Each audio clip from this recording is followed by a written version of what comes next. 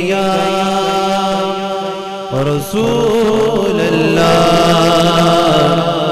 وسلم علیک یا حبیب اللہ۔ حضرات گرامی، جیسا کہ آپ حضرات کو معلوم ہے یہ مقدس مہینہ رمضان المبارک کا ہے، اور اس مقدس مہینے میں 21 تاریخ کو جناب مولا مشکل کشا شیر خدا داماد مصطفیٰ حضرت علی کرم اللہ وجہ الکریم کی یوم شہادت ہے۔ تو آج انشاءاللہ حضرت علی رضی اللہ تعالیٰ عنہ کے متعلق کچھ عرض کروں گا۔ اللہ تبارک و تعالیٰ کی بارگاہ میں دعا کریں کہ اللہ تعالیٰ ہمیشہ حق اور سچ کہنے کی توفیق عطا فرمائے، اور ہم سب کو حق سچ سن کر اس پر عمل کرنے کی اللہ تعالیٰ توفیق عطا فرمائے۔ حضرات گرامی، ہمارا مسلک اہل سنت ہے، اور اہل سنت مسلک کے محبت ہے۔ ہمارے مسلک میں نفرت نہیں، محبت ہے۔ ہم جس طرح حضور صلی اللہ علیہ وسلم کی محبت کو نہ صرف ایمان بلکہ ایمان کی جان سمجھتے ہیں، اسی طرح اہل بیت اور صحابہ کرام کی محبت کو بھی ایمان کی شان سمجھتے ہیں۔ ان کی شان سے ہماری آن ہے، اور ان کے نام سے ہماری لاج ہے، اور ان کا ذکر ہماری معراج ہے۔ 21 رمضان المبارک حضرت مولا کائنات حیدر کرار رضی اللہ تعالیٰ عنہ کے ایام شہادت ہے، اور یہ بات ذہن نشین رکھیں کہ عقیدہ اہل سنت و جماعت میں حضرت علی المرتضی رضی اللہ تعالیٰ عنہ کی ذات کے ساتھ عقیدت، محبت اور مودت یہ فرض ہے، اور اس پر حضور صلی اللہ علیہ وسلم کی حدیث مبارکہ ہمارے لیے مشعل راہ ہے۔ آپ صلی اللہ علیہ وسلم مبارک نے ارشاد فرمایا، من احب علی فقد احبنی ومن احبنی فقد احب اللہ، کہ جس نے علی کے ساتھ محبت کی اس نے میرے ساتھ محبت کی، اور جس نے میرے ساتھ محبت کی اس نے اللہ کے ساتھ محبت کی۔ اس حدیث پاک سے معلوم ہوا کہ حب علی حب مصطفیٰ بھی ہے اور حب خدا بھی ہے۔ اور حدیث کے اگلے لفظ ہیں، ومن ابغض علی فقد ابغضنی ومن ابغضنی فقد ابغض اللہ، کہ جس نے علی کے ساتھ بغض، کینہ، عداوت، نفرت، دشمنی اور منافقت رکھی اس نے میرے ساتھ بغض رکھا، اور جس نے میرے ساتھ بغض رکھا اس نے اللہ کے ساتھ بغض رکھا۔ تو حضرات گرامی، مطلب یہ نکلا کہ حب علی عین ایمان ہے، اور بغض علی عین کفر ہے، اور یہ اہل سنت و جماعت کا عقیدہ ہے۔ صحابہ کرام رضوان اللہ تعالیٰ علیہم اجمعین، مکے والے بھی، مدینے والے بھی، مہاجر بھی، انصار بھی، ان سب کا یہ متفقہ قول ہے کہ ہمارے پاس ایک معیار ہے، ہمارے پاس ایک ترازو ہے، ہمارے پاس ایک کسوٹی ہے جس پر ہم پرکھتے ہیں کہ مومن کون ہے اور منافق کون ہے۔ صحابہ سے جب پوچھا گیا اگر آپ عام لوگوں سے مومن اور منافق کو پہچاننا چاہیں تو کس طرح پہچانتے ہیں، تو صحابہ اکرام فرمایا کرتے تھے کہ كنا نعرف المنافقین ببغضهم علیا، کہ ہم منافقین کو حضرت علی سے بغض کی وجہ سے پہچان لیتے تھے۔ تو صحابہ اکرام رضوان اللہ تعالیٰ علیہم اجمعین کے فرمان کی روشنی میں مومن اور منافق کی پہچان یہ ہے کہ جو علی سے محبت کرے وہ مومن، اور جو علی سے بغض رکھے وہ منافق۔ گویا مولا علی رضی اللہ تعالیٰ عنہ کی ذات ایک معیار ہے، ایک پیمانہ ہے، ایک ترازو ہے جس پر ہر کسی کو تولا جا سکتا ہے کہ مومن کون ہے اور منافق کون ہے۔ توجہ چاہوں گا، اگر آپ یہ کہیں کہ محبت اور بغض دل کا معاملہ ہے، ہمیں کیسے علم ہوگا کہ فلاں شخص کے دل میں حب علی ہے، فلاں کے دل میں بغض علی ہے؟ تو میں آپ کی خدمت میں عرض کروں گا کہ محبت اور نفرت ہوتی تو دل سے ہے، لیکن پہچانے چہرے سے جاتی ہے۔ چہرہ دیکھ کر پتا چل جاتا ہے کہ کسے محبت ہے اور کسے نفرت ہے۔ حضرت علی کا کسی کے سامنے نام لو، جس کا چہرے پر مسرت دوڑنے لگے وہ مومن، اور جس کی طبیعت میں گھٹن سی محسوس ہو وہ منافق ہے۔ تو حضرات اکرامی، محبت کی پہچان بڑی آسان ہے، اداؤں سے ٹپکتی ہے، نگاہوں سے جھلکتی ہے، اداؤں سے ٹپکتی ہے، نگاہوں سے جھلکتی ہے، मोहब्बत कौन कहता है कि पहचानी नहीं जाती। अगर किसी को अली के नारे से बुग़्ज़ हो, अली की शान सुनकर परेशान हो जाए, अली का जिक्र करे तो उसकी तबीयत में घुटन से महसूस हो, मुंह से बोले ना बोले, समझ लो कि मुनाफिक है। महर अली है हुब्बे नबी है महर अली, लहम का लहमी जिस्म का जिस्मी फर्क नहीं माबैन किया। हज़रात मुकर्रम, मौला कायनात हजरत अली शेर खुदा रजी अल्लाह तआला अन्हु के इल्मी कमालात के मुतालिक एक हदीस मुबारका पेश करता हूँ। हदीस मुबारका है, नबी सल्लल्लाहु अलैहि वसल्लम मुबारक ने इरशाद फरमाया, अना मदीनतुल इल्म व अलीयुम बाबुहा, मैं इल्म का शहर हूँ और अली उसका दरवाजा है। ये हदीस मुबारका आपने बारहा सुनी होगी, मगर औरों का है पैगाम और मेरा पैगाम और है। इश्क के दर्दमंद का तर्ज कलाम और है।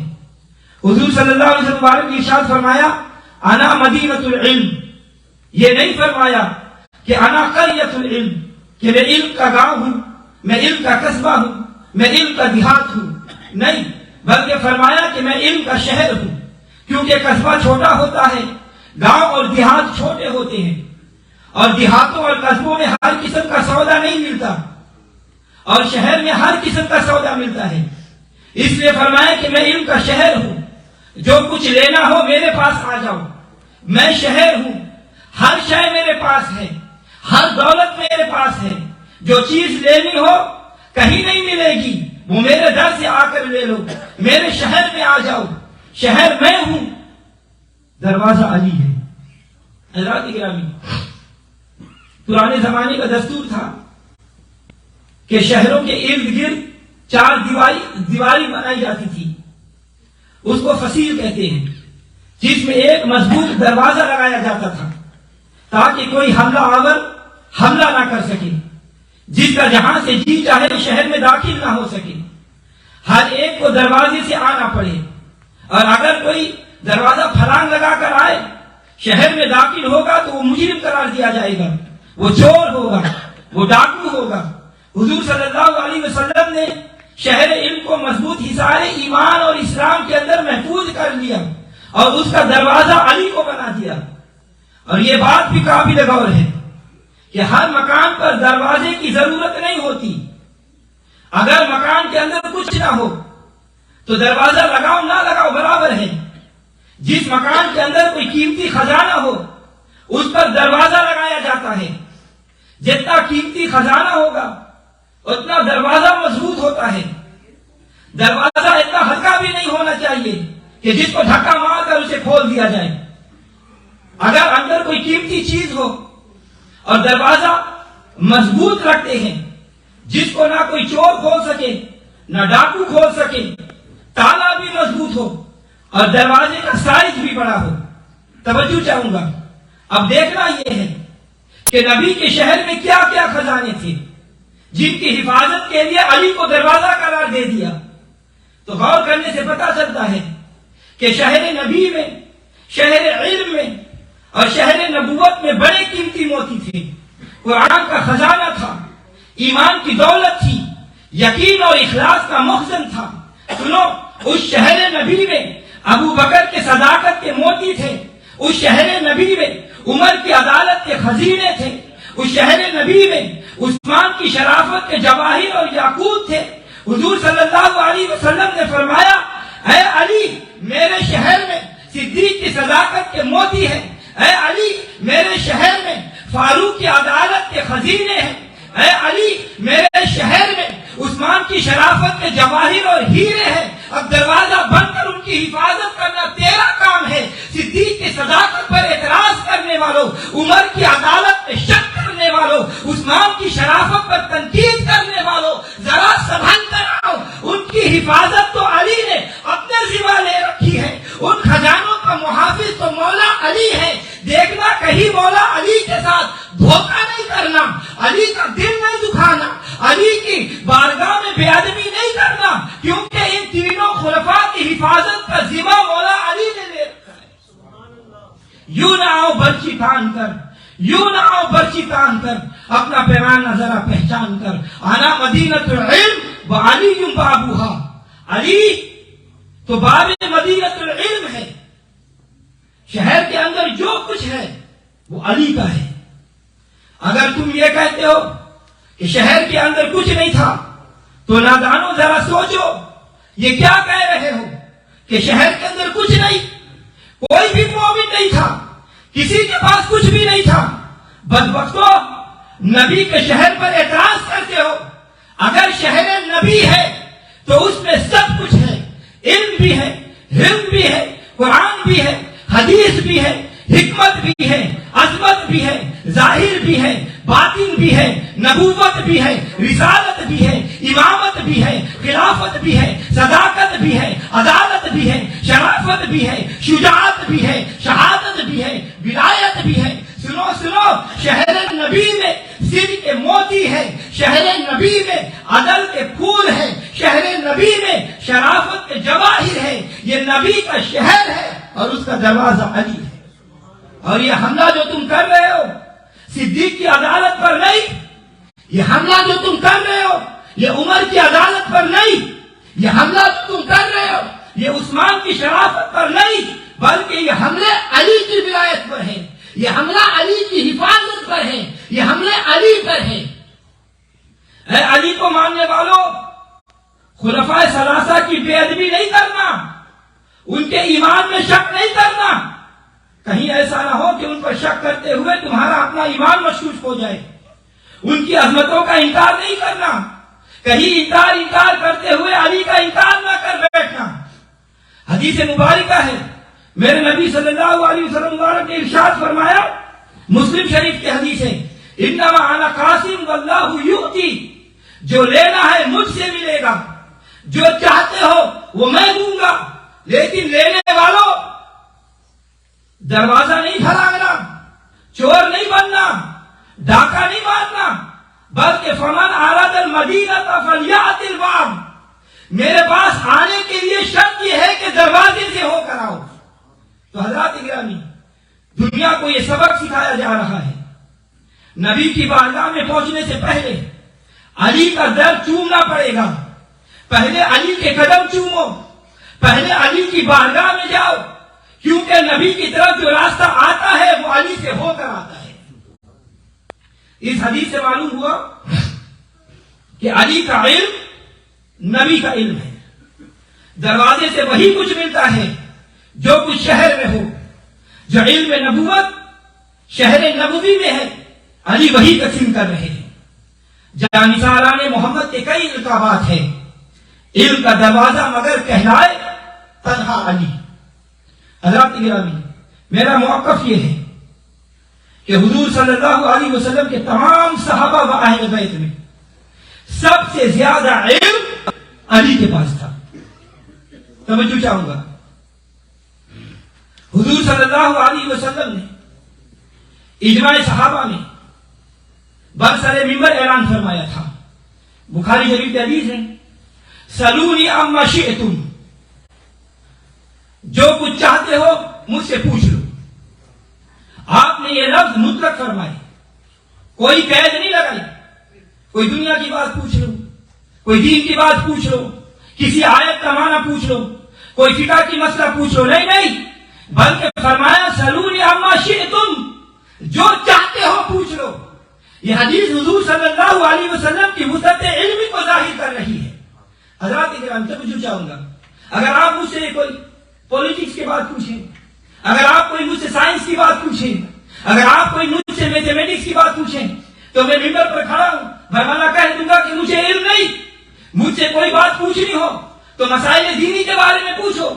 جو اس خادم نے علماء کے قدموں میں بیٹھ کر چند مسائل سیکھے ہیں, ان میں سے کوئی ایک بات پوچھو, جو میرے علم میں ہوا تو میں بتا دوں گا. لیکن یہ بھی دعویٰ نہیں کہ سارے مسائل بتا دوں گا, نہیں, لیکن یہ دعویٰ کہ جو چاہو پوچھو, جس موضوع پر بات پوچھنی ہو پوچھ لو. زمین کی پوچھو, آسمان کی پوچھو, عرش کی پوچھو, فرش کی پوچھو, دنیا کی پوچھو, آخرت کی پوچھو, قبر کی پوچھو, حشر کی پوچھو, دوزخ کی پوچھو, جنت کی پوچھو. اور سب سے بڑا غیب تو خدا ہے. خدا کی ذات ہو یا شے بنا, صفات ہو یا افعال, جو پوچھنا ہو پوچھو, میں بتا دوں گا. حضرات کرام, یہ دعویٰ کون کر سکتا ہے؟ یہ دعویٰ کون کر سکتا ہے؟ صرف محبوب خدا صلی اللہ علیہ وسلم. یہ دعویٰ انہی کو جچتا ہے. آپ نے فرمایا سلونی عما شئتم، جو چاہتے ہو مجھ سے پوچھ لو. ایک صحابی تھے حضرت عبداللہ بن حذیفہ رضی اللہ تعالیٰ عنہ. ان کی اصلیت پر لوگوں کو اعتراض تھا. وہ ہر وقت پریشان رہتے تھے. سوچا آج علم نبوت دیوبند پر ہے، اپنے نسب کا مسئلہ بھی حل کروا لوں. عرض کیا یا رسول اللہ صلی اللہ علیہ وسلم میرا باپ کون ہے؟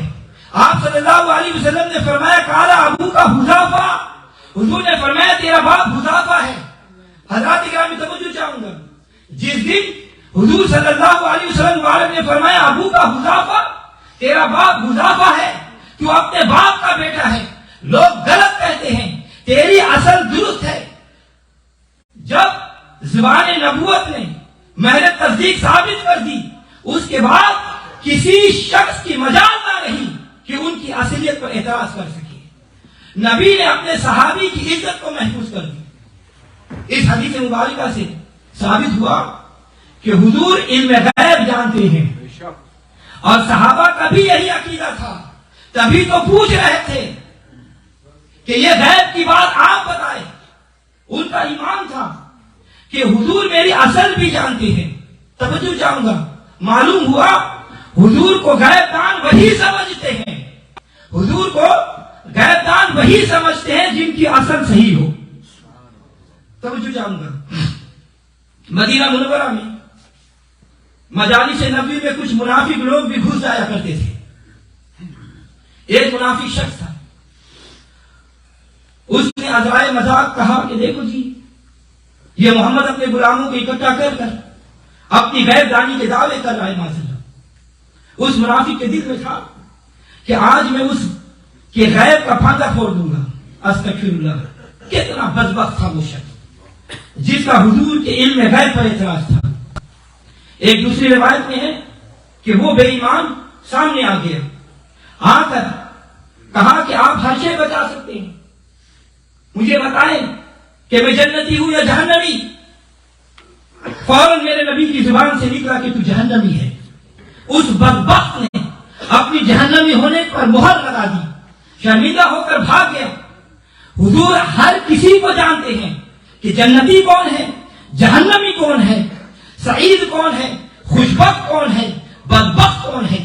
اس حدیث میں یہ بھی آتا ہے کہ ایک صحابی نے سوال کیا یا رسول اللہ ہم صرف جنت اور دوزخ تک کی ہی پوچھیں یا اس سے آگے کی بات بھی پوچھ لیں؟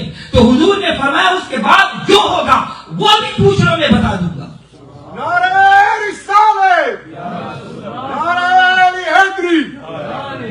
حضرات گرامی توجہ چاہوں گا، میں نے احادیث کا مطالعہ کیا لیکن آج تک میں نے کسی کتاب میں یہ مسئلہ نہیں پڑھا، نہ کسی عالم سے سنا، نہ کسی محدث سے سنا، نہ کسی مفتی سے سنا کہ سابقہ انبیاء و رسول میں سے کسی نے بھی یہ دعویٰ کیا ہو جو دعویٰ رسول اللہ صلی اللہ علیہ وسلم نے فرمایا. تو حضرات گرامی آئیے ایک دوسری روایت پیش کرتا ہوں جسے عظیم مفسر قرآن علامہ اسماعیل حقی حنفی رحمۃ اللہ علیہ نے تحریر فرمایا ہے تفسیر روح البیان میں کہ مولا علی کے دور میں جب منافقین نے حضور صلی اللہ علیہ وسلم کے علم غیب پر اعتراض کیا اور آپ کو علم ہوا تو آپ نے شہر میں منادی کروا دی.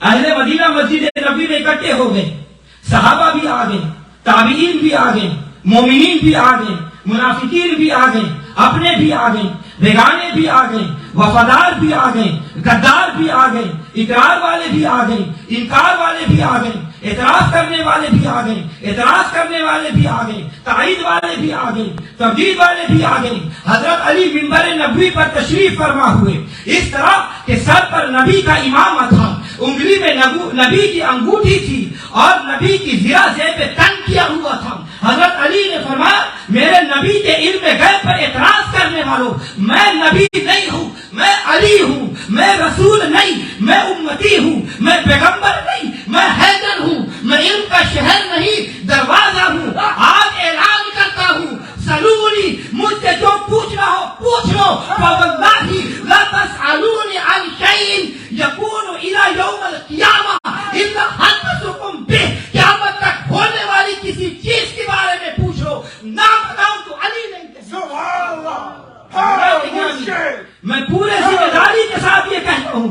جوش میں نہیں ہوش میں کہتا ہوں کہ میرے نبی کے بعد اس ساری کائنات میں اس ساری امت میں یہ دعویٰ مولا علی کے سوا کوئی نہیں کر سکا. جاؤ علماء سے پوچھ لو, تحقیق کروا لو. کہتا ہوں وہی بات جسے حق سمجھتا ہوں. جلیل القدر صحابی حضرت سعید ابن مسیب رضی اللہ تعالیٰ عنہ فرماتے ہیں سوائے مولا علی کے کسی نے سلونی کا دعویٰ نہیں کیا.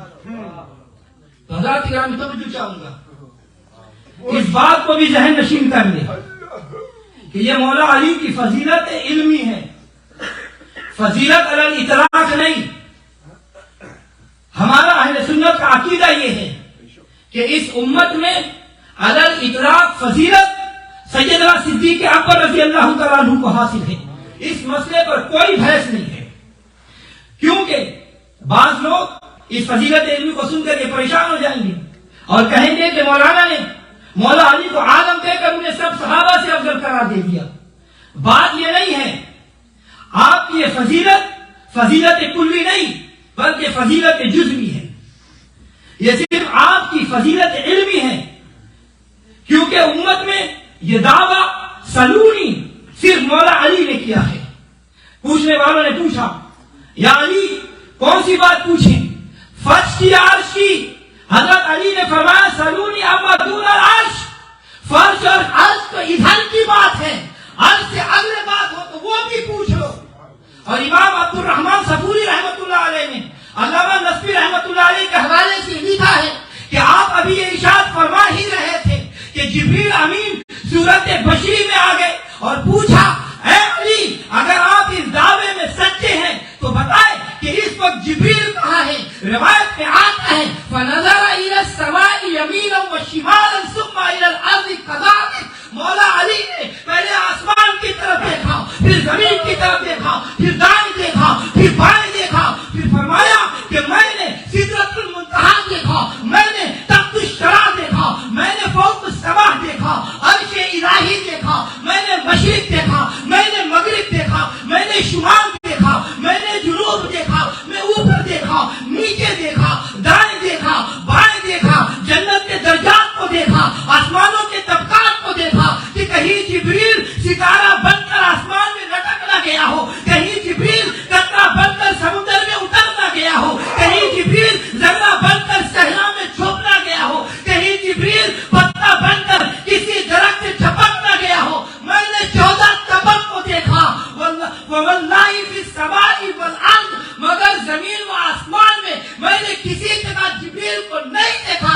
اے سوال کرنے والے یقیناً تو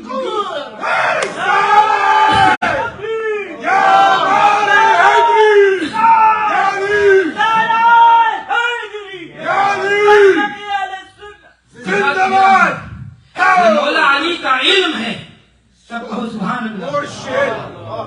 اب ایک بات اور کہتا ہوں کہ اس پوری کائنات میں اولین سے لے کر آخرین تک اور اب سے لے کر قیامت تک خدا کی ساری خدائی میں صرف 2 ہستیاں ہیں جنہوں نے یہ دعویٰ کیا, وہ محمد مصطفیٰ ہیں یا علی المرتضی. حضرات گرامی سورہ کہف کی تفسیر میں ہے امام فخر الدین رازی رحمۃ اللہ علیہ آپ مبارک یہ لکھا کہ مولا علی رضی اللہ تعالیٰ عنہ کے دور خلافت ہے. آپ کی بارگاہ میں ایک مجرم پیش ہوا, اس نے چوری کی تھی. حضرت علی نے پوچھا کہ تم نے چوری کی ہے؟ اس نے کہا جی امیر المومنین میں مانتا ہوں کہ مجھ سے چوری کا گناہ سرزد ہو گیا. حضرت علی نے حکم جاری کر دیا کہ اس کا ہاتھ کاٹ دیا جائے. چنانچہ اس کا ہاتھ کاٹ دیا گیا. اب وہ کٹے ہوئے ہاتھ سے اپنے گھر واپس آ رہا ہے. راستے میں دوست ملے, انہوں نے پوچھا کہ کیا بات ہے, یہ ہاتھ کیسے کٹ گیا؟ تو اس نے کہا مجھے مولا علی نے جہنم کی آگ سے بچا لیا, میں خوش ہوں کہ دنیا میں مجھے سزا مل گئی, اب جہنم کی آگ کا خوف نہیں رہا. تو دوستوں نے کہا تمہیں سزا تو مل چکی ہے لیکن امیر المومنین کی شان و عظمت تو بھی بہت ہے, چلو ان کی بارگاہ میں چلتے ہیں. چنانچہ وہ واپس آئے. حضرات گرامی یہ بات امام فخر الدین رازی رحمۃ اللہ علیہ تفسیر کبیر میں لکھتے ہیں, اور تفسیر کبیر کوئی معمولی تفسیر نہیں بلکہ تمام مسالک کے نزدیک تفاسیر میں سب سے معتبر تفسیر ہے.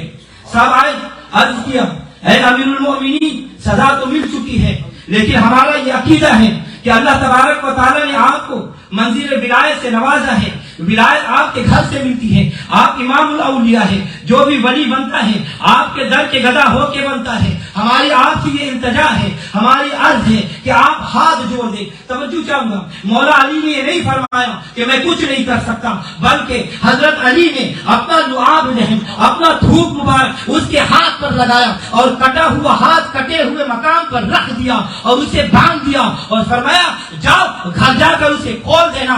جب اس نے اپنے گھر جا کر پٹی کھولی تو اس کا ہاتھ بالکل درست تھا، پتہ ہی نہیں چل رہا تھا، کوئی تکلیف ہی نہیں تھی کہ ہاتھ کٹا تھا یا نہیں کٹا تھا۔ اسی لیے میرے آقا علیہ السلام نے فرمایا من کنت مولا فہو علی المولا، جس کا میں مولا ہوں اس کا علی مولا ہے، جس کا میں مددگار ہوں اس کا علی مددگار ہے۔ اسی لیے ہم یا رسول اللہ المدد بھی کہتے ہیں اور یا علی المدد بھی کہتے ہیں۔ اور حضرات گرامی میں یہ دعویٰ کرتا ہوں کہ جب حضرت علی رضی اللہ تعالیٰ عنہ خلیفہ بنے اس وقت بھی کوئی بھی آپ کا یہ فرمان ثابت نہیں کر سکتا کہ حضرت علی نے یہ فرمایا ہو کہ میرا حق انہوں نے چھین لیا ہو۔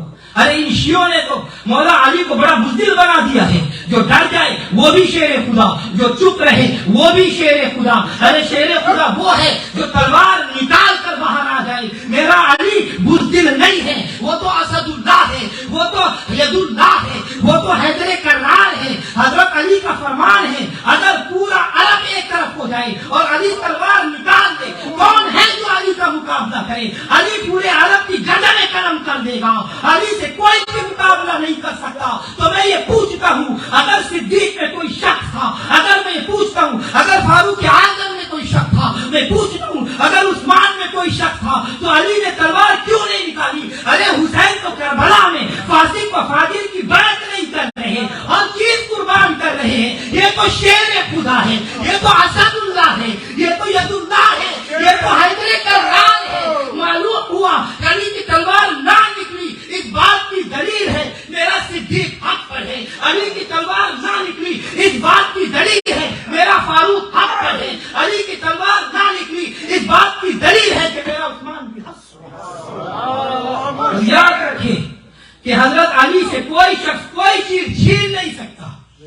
حضرت گرامی، حضرت علی کو ایسے مانو، حضرت علی کا ذکر ایسے کرو جیسے صحیح حق ہے۔ اگر آج تم حضرت علی کے غلام ہو جاؤ تو ہم تمہارے غلام ہو جائیں گے۔ ایسے علی علی نہ کرو جیسے تم کرتے ہو۔ نماز کا وقت ہو گیا یا علی، کوئی چیز ضرورت پڑ جائے تو یا علی، روٹی کھانی ہو تو یا علی۔ یہ علی کو ماننے کا کوئی طریقہ نہیں۔ آؤ علی کا غلام بن جاؤ، مگر شرط یہ ہے کہ حضرت علی کو ایسے مانو جیسے نبی صلی اللہ علیہ وسلم نے فرمایا، حضرت علی کو ایسے مانو جیسے اللہ نے فرمایا، علی کو ایسے مانو جیسے صدیق نے مانا۔ پہلے صدیق کو مانو، پھر عمر کو مانو، پھر عثمان کو مانو، پھر حضرت علی کو مانو۔ علی کو ماننے والا ہی صحابہ کو ماننے والا ہے اور صحابہ کو ماننے والا ہی حضرت علی کو مانتا ہے۔ حضرات گرامی، اللہ تعالیٰ کی بارگاہ میں دعا ہے کہ یا اللہ حضرت علی رضی اللہ تعالیٰ عنہ کی یوم شہادت کا صدقہ حضرت علی سے ہمیں سچی محبت کرنے کی توفیق عطا فرما۔ یا اللہ رمضان مبارک کا صدقہ ہم سب کو سچا اہل محبت اہل بیت بنا۔ اللہم انی اسألک فی خیر الخیرات وترک المنکر وحب المساکین وان تغفر لی وترحمنی واذا اردت فتنة فی قوم فتوفنی غیر مفتون واسألک حبک وحب من یحبک وحب عمل یقرب الى حبک وحب عمل یقرب الى حبک وحب عمل يقرب إلى حبك ببركة إن الله وملائكته يصلون على النبي يا أيها الذين آمنوا صلوا عليه وسلموا تسليما اللهم صل على سيدنا